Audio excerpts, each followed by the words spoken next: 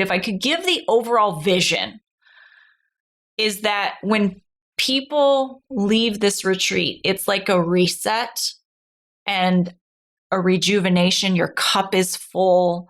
You've learned some things about yourself that will come out of this retreat with a new perspective on what's possible in the world.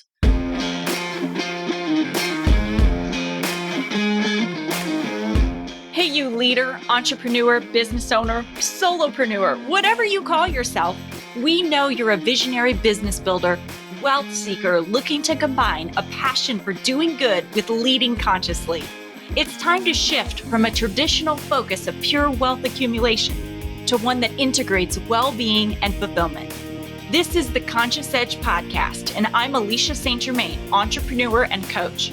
Along with my friend and wellness advocate, Jonathan Duggar, we're diving into what it means to embody radical self-acceptance while still evolving to lead with compassion and kindness.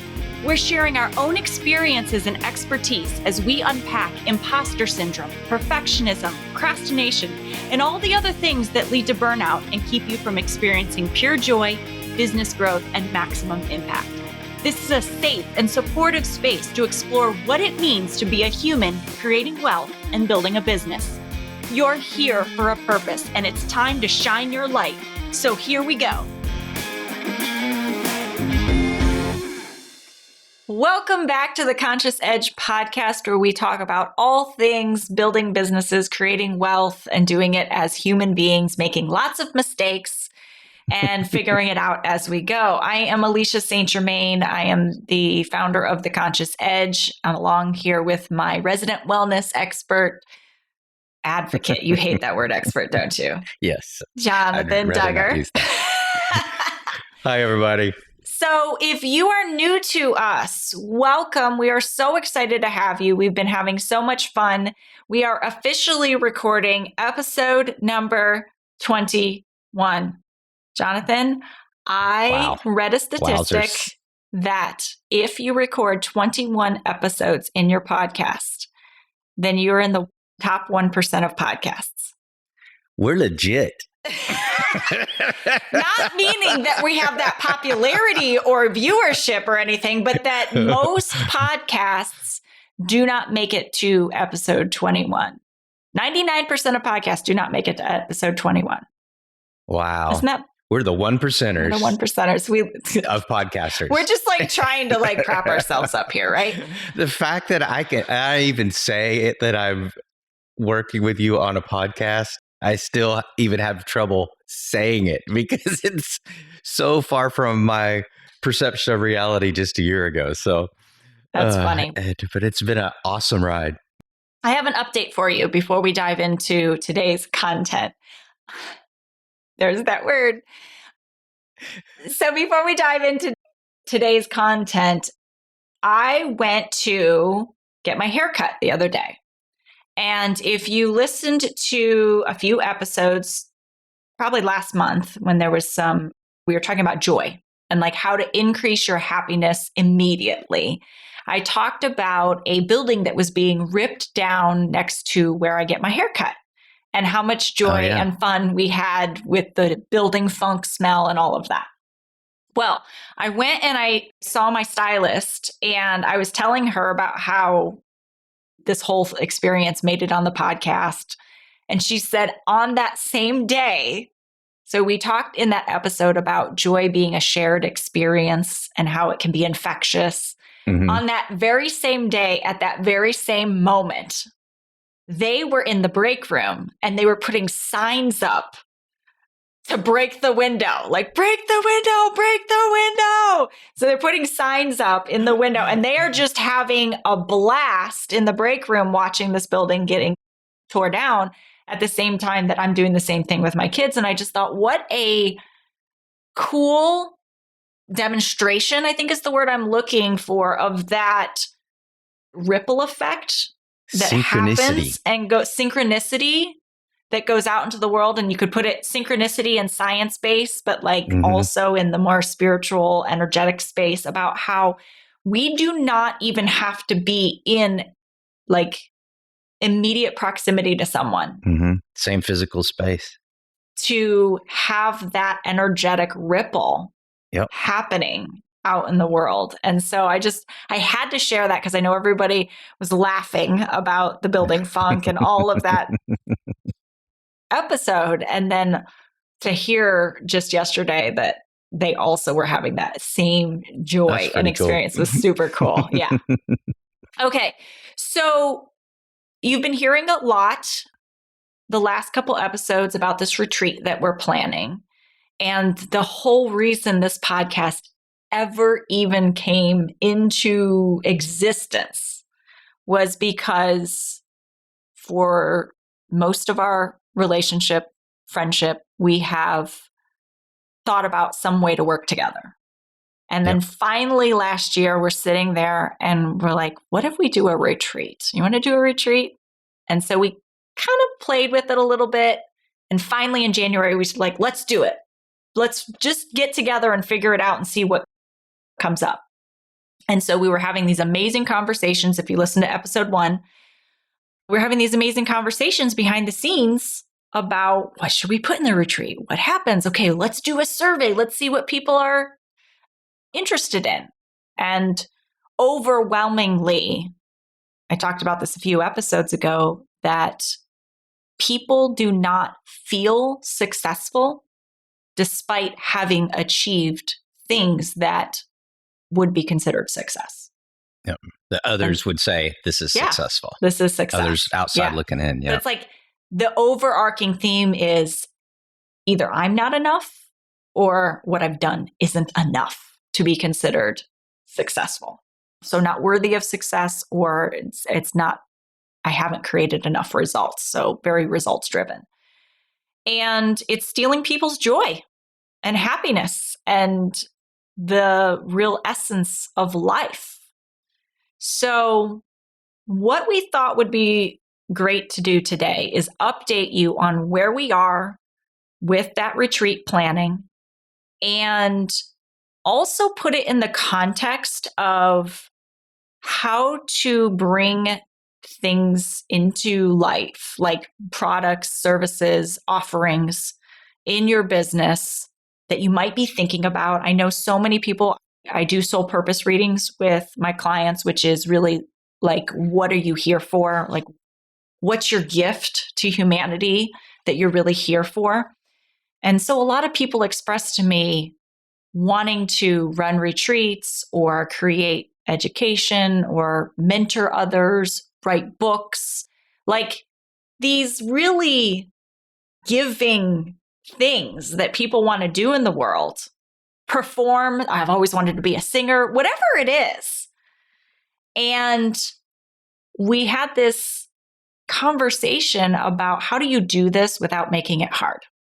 And I feel like this whole thing of us doing this, other than us getting our mind wrapped around it, it really hasn't been hard. Has it been?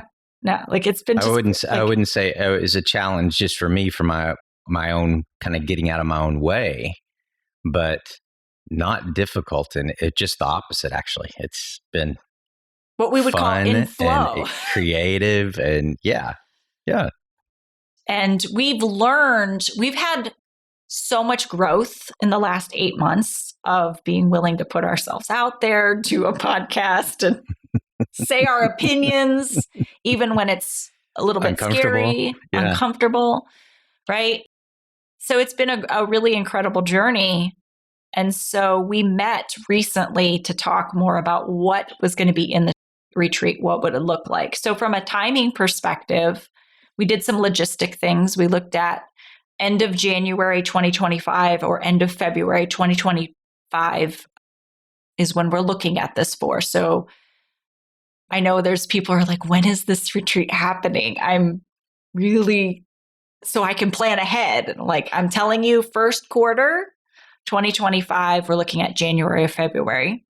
It's cold during that time where both of us live. So we want to go somewhere warm and preferably and pretty easy to get to. Easy to get to. So one of the areas we're looking at is Scottsdale area.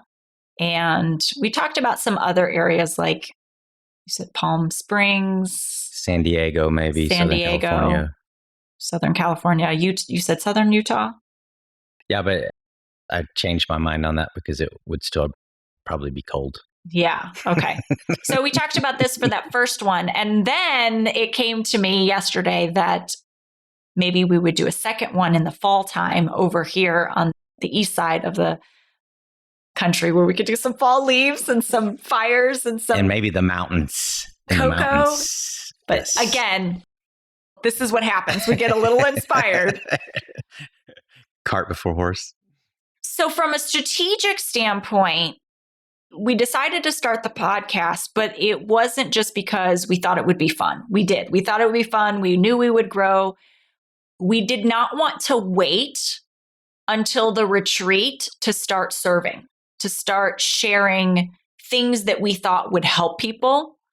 And we love the free format for you. We love that it doesn't matter who you are, what situation is, you just have access to start using some of the information and expertise and experiences that we've had. So we love this as a give. And we also knew it would give you an opportunity to get to know us and what we're about and the kinds of things that we coach on and talk about and do trainings on. So it, from a strategic standpoint, gave us an opportunity to start interacting even before we were ready to put ourselves out there. So I know one of the things that people really struggle with is visibility.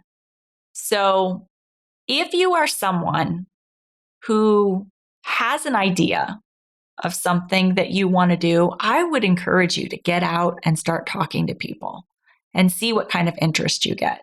Get feedback, get input. Yeah. That was the first thing we did. We built a survey to see what people wanted and what they were looking for. So that was one of the strategic things. In the course of the podcast, Jonathan, is there anything that you have had to personally, or any ahas or breakthroughs that you've had personally that have helped this be easier for you from a mindset perspective? Goodness, quite a few. I would say probably the most profound and far-reaching is, I referenced it just a second ago, is really just getting out of my own way. I had built this picture of what this sort of visibility would be like, and this reoccurring thing that I've got to show up and do, and I've got to be I'm using air quotes, the expert, as hugely, not only just cumbersome is the wrong word, hugely weighty, but also I built it up as just something I'm not wired for, because I'm more introverted. I've been in front of the camera multiple times. I've never felt a place of comfort on stage, on a big stage and things like that. Not that I haven't done it a few times, but it's not a comfortable place. So anyway, I had equated those experiences with this, and changing to the framework of this being a conversation, that some of our struggles and hopefully pieces of wisdom that we've gleaned and practiced, that skills that we've developed, could be useful for other people.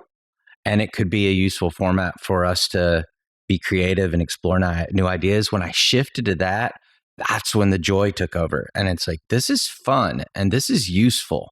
And it's not weighty and it's not uncomfortable. Not that we don't still have our moments of, oh my gosh, did I really just say that? Or I feel like I needed to say this, but how am I going to say it? But that was huge. And that had a ripple effect for me in terms of stepping up and saying the things that I feel like I need to say.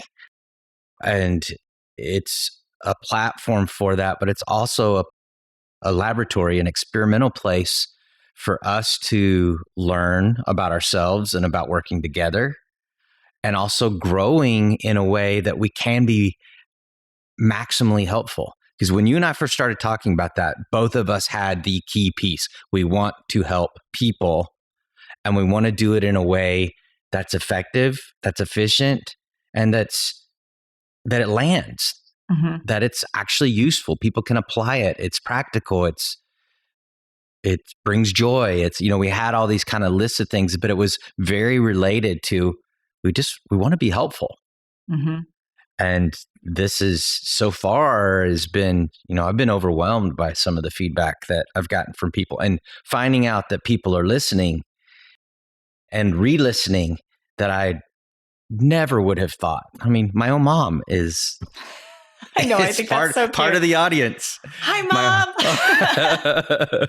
So when you hear this, Mom, shout out to you and thank you for the feedback you've given me. So, no, that's cool.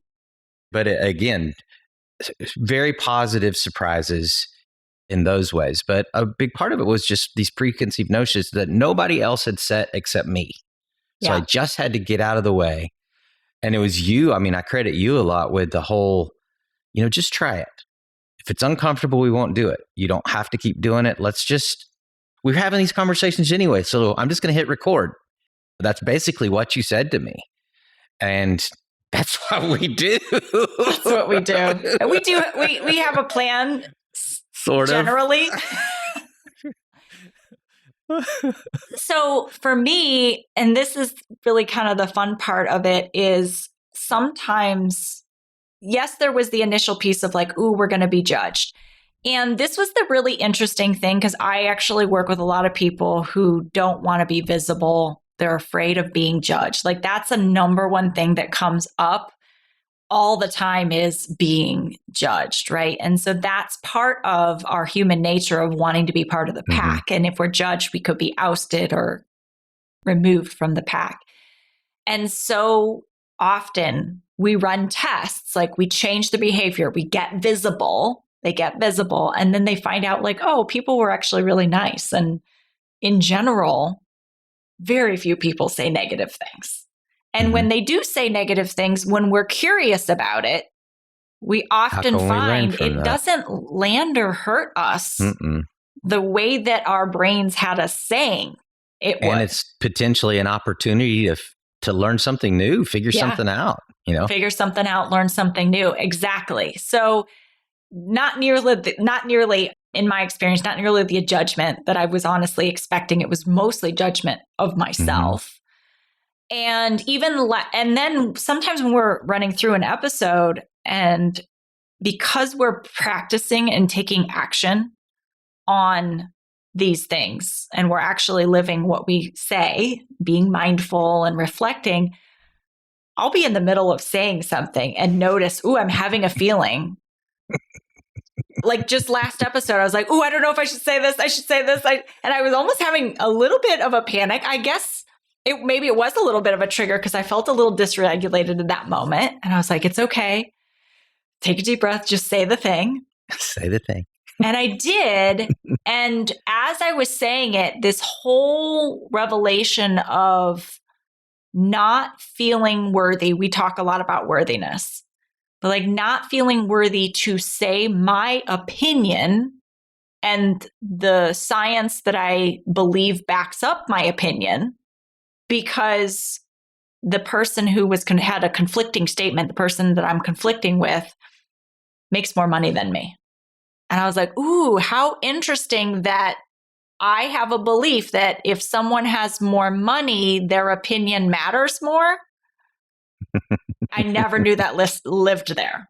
And y'all, I have to tell you, as watching her process this in the moment while we're recording this podcast was entertaining, but it was also super interesting, because I watched her light up, like the connections were made, and she had this insight, this breakthrough right there in the moment of, as she was processing this and saying it out loud to all of you guys. So it's kind of awesome. Like wisdom versus money was kind of how I came out of that episode, going, ooh, I really want to explore this relationship between wisdom and money and having more weight. So the reason I bring that up is because this is actually one of the things that we were talking about as part of the retreat.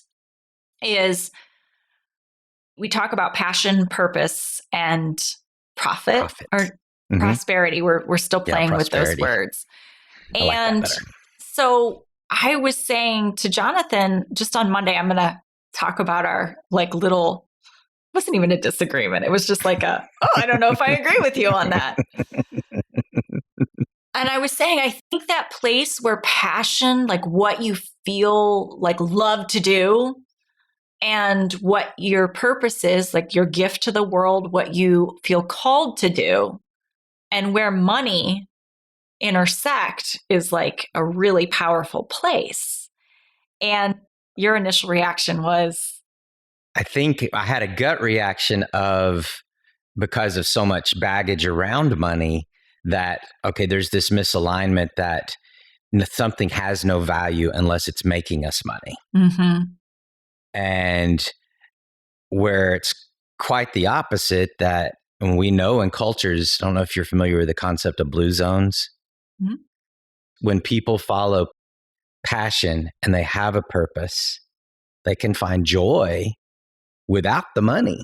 Mm-hmm. Some of those blue zones are actually very poverty stricken areas, especially Americans looking at it. Mm-hmm. But the part that where you were going with it, and which made a whole lot of sense, was, that it's when you align all three, it's super powerful. There's a super powerful piece. And when we don't have to worry about the money, when we can create a system or a mechanism that allows us the freedom to totally focus on our passions and our purpose. I mean, that's the ultimate. That is the freedom that I aspire for, still working toward. Sure.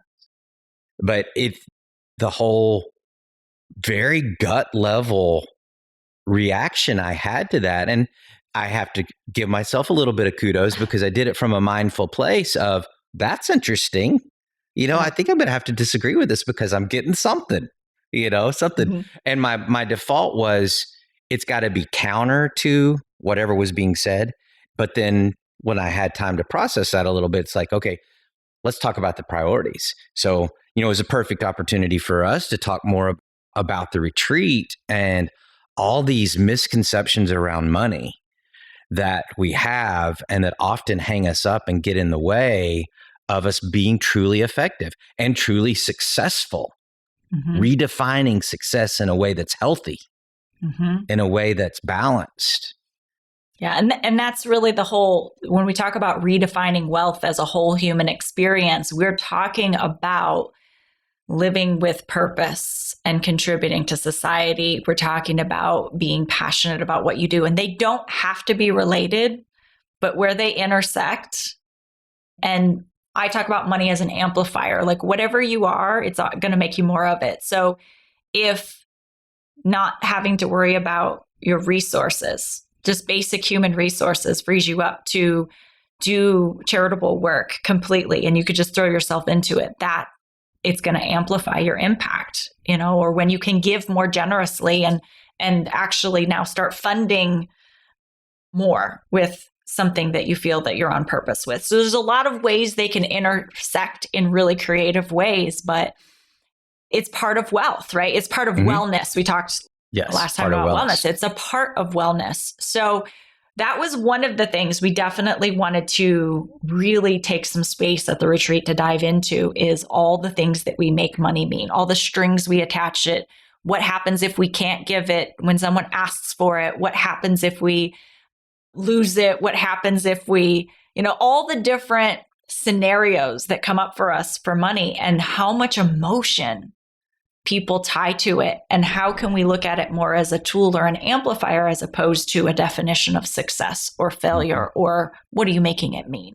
Yeah. And how much it can detract from other important things, right? Because it becomes a convenient excuse or convenient distractor because we're avoiding something else, or we've overplaced emphasis or priority. Right. And so another piece that we talked about definitely be doing is the mindfulness piece. And really, the reason I shared earlier about that breakthrough in the last episode that I was having was that is what happens when you are practicing mindfulness at all moments and you're being curious, like just like for you with the money piece. Oh, I'm having a reaction to this. What does that mean? You learn so much. And so we want to bring in those practices of mindfulness, where some of the pieces we talk. But if I could give the overall vision, is that when people leave this retreat, it's like a reset and a rejuvenation. Your cup is full. You've learned some things about yourself that will come out of this retreat with a new perspective on what's possible in the world.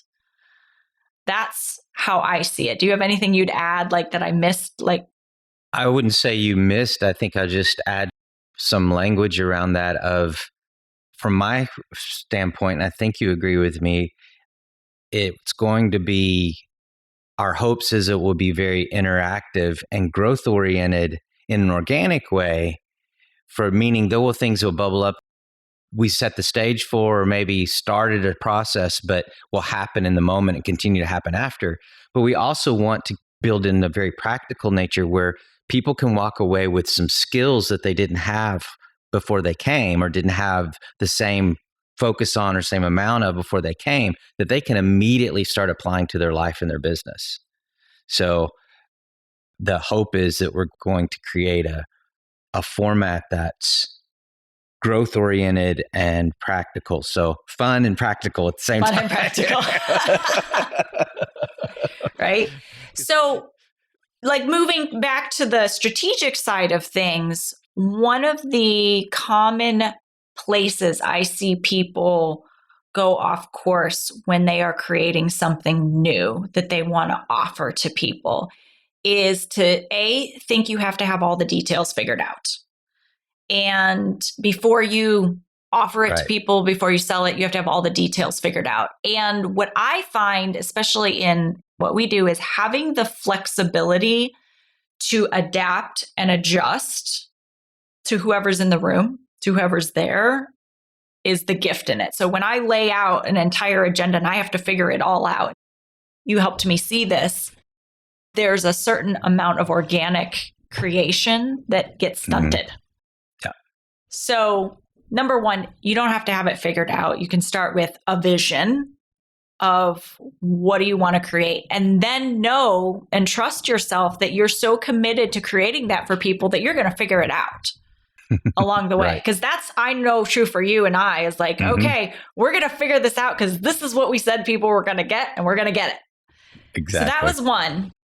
And of course, we're going to have some more tangible pieces around this, but we did not wait to figure it all out to start moving this train forward. We started the podcast. We're like, okay, let's do the survey. Let's take action in some way that we know will help. And you talked about it from like a relationship standpoint. When it comes to selling, I'm thinking of it as like more organic marketing, like just you're in our space, you know about it.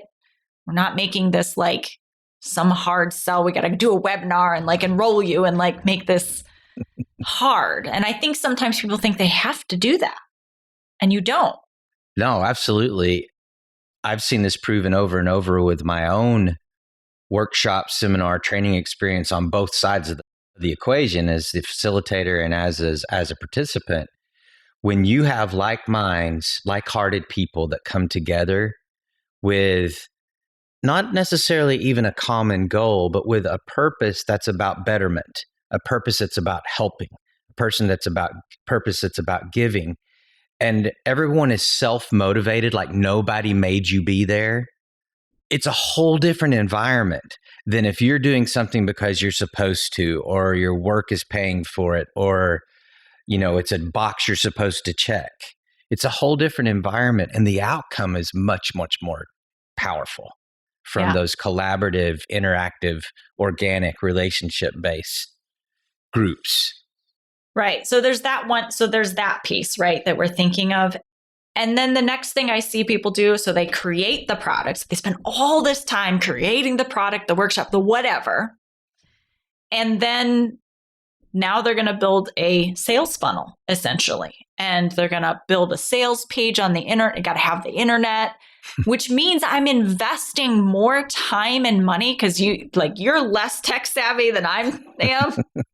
But I'm not either. And I still hire people. So that means now I'm investing more in something that I don't even have proof of concept or Right. that I haven't tested in the marketplace Yeah, at you all. don't know if it's even in alignment with what people need or want. People need or want. So one of the things that was really helpful about this podcast, and I'm not saying you should go start a podcast.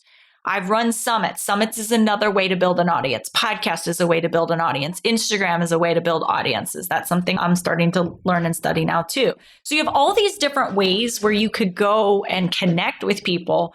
But the reason maybe that you're not is because you're not putting yourself out there. That's the ultimate thing, is like just being out there talking about this cool thing that you want to do and seeing how people respond. So we're looking at what topics are people listening to on the podcast? Which episodes are the most popular so far? Overwhelm and why I self-sabotage. Those are the two episodes that people are really, really interested in. And so that is also feedback for us. The comments that you make, the emails that you send, the questions that you ask is all informing what should this retreat be? What do we see with our clients? Like we come together and go like, okay, what's the themes that are coming up for your clients? Mm-hmm. So these are the conversations we have and how we choose sometimes our topics for the podcast as well. So I've always started talking about something and then brought a group of people together I don't want to say very informally, but without a sales page, without a lot of the tech built, and then make sure it works. And then I build the structure around it, which is not something that perfectionists like to do. But what it takes is letting go of what people will think of me. Yes, exactly. And so go back to those episodes on shame. That will help you. And you just realizing that we're not here to serve us. I mean, we have businesses, like we don't want it to not be sustainable, but we create these things because it's our calling in the world. It's what we want. We want to create. You said, I feel called to help with healing, whatever that looks like. And it can look a lot of different ways. And I told Jonathan the other day, I was like, I feel really called to talk about money. Like, I just feel really called to it. I don't know why. I have this whole exploration myself happening around money and worthiness. And when you are acting in integrity and in a way that you are responsible for being in integrity and doing your best, I think it's enough. Absolutely. I mean, it's the biggest thing, and that word integrity it can be a loaded word too, but it's like when you're willing to put yourself out there, screw up royally, potentially, but then own it and learn from it, find the gift in it, and then share that gift with others. It's huge. I'm going to get emotional. It's huge because so many of us never make that leap from screwing up to going inside and figuring out how not to do it again or to do better next time or how to grow from it. And then not only do we not typically go there, it's rare that we're willing to share our mistakes. We're very quick to talk about our successes. We're very quick to talk about our triumphs. But there's power in the failure. There's power in owning our humanness and making that relatable with other people. You and I have had that conversation many times. So I see this whole process of creating this retreat as part of that. It's like, what's most relevant? What's most necessary? What's most useful right now for the most people? Right. For those folks that really want to show up, that really want to be there, what's going to be the most helpful? Yeah. I see this as for people. Like, I think about when we went to that Immunity to Change workshop. Mm-hmm. That's like a defining moment in my life altering moment. I would agree. And if people come out of that workshop and they look back 10 years and they go, or out of this retreat and they go, that was a defining moment in my life when everything changed. Wow. That takes my breath away. Me too. I'm already borderline emotional, so careful, push you right over. Yeah. So with that being said, here's what we're going to do to kind of kick this off is there's a wait list. And we're not going to build a sales page right at this point. We're not going to do anything other than if you have heard us talking about this retreat over the last several months of this podcast and today, and you're interested in being one of the first people that is offered it when we have all the details, meaning we know the exact dates, we know the exact location, we know exactly what the investment is to come.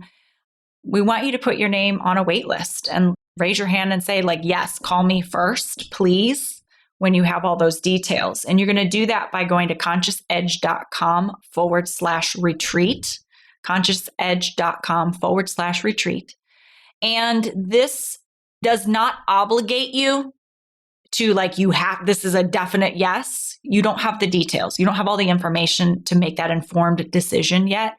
This is simply you raising your hand saying, you know what, I would love to spend a few days to create this, to have this breakthrough, whatever it's going to be for me. And the other thing that we're going to use this wait list for is really our focus group. We want to be able to reach into or tap into some people who are really serious about taking themselves to the next level and having that time to do that and ask you, like, what's going on? Like, what are the challenges? What's coming up? And have you be part of this creation, to collaborate with us, essentially, and be part of the creation on how this all gets put together. We have some ideas on what the agenda should be, but our intention is to make this so tailored to the people in the room. We're looking at 10 to 15 people, so really intimate. And so making it really tailored to you and really specifically for whoever it is shows up. Exactly. And that excites us. Excites us to get to know people on that level.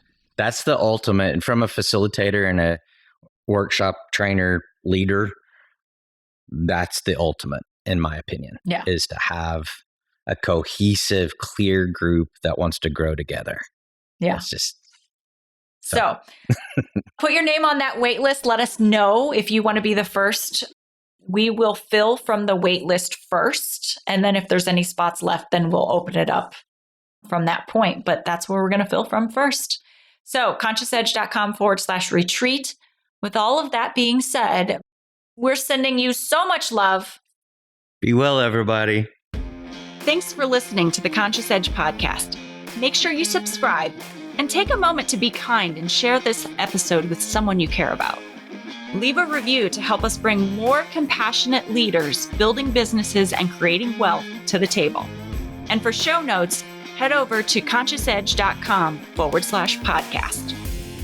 This podcast and the linked materials are presented solely for general information, educational, and entertainment purposes and should not be taken as personal or medical advice or any kind of mental health treatment. Please consult a medical or mental health professional if you feel you need such services. Please be advised that all investing and entrepreneurial endeavors involve risk, and the use of the education and information on this podcast and linked materials is at the user's own risk. This podcast is part of the Sound Advice FM network. Sound Advice FM, women's voices amplified.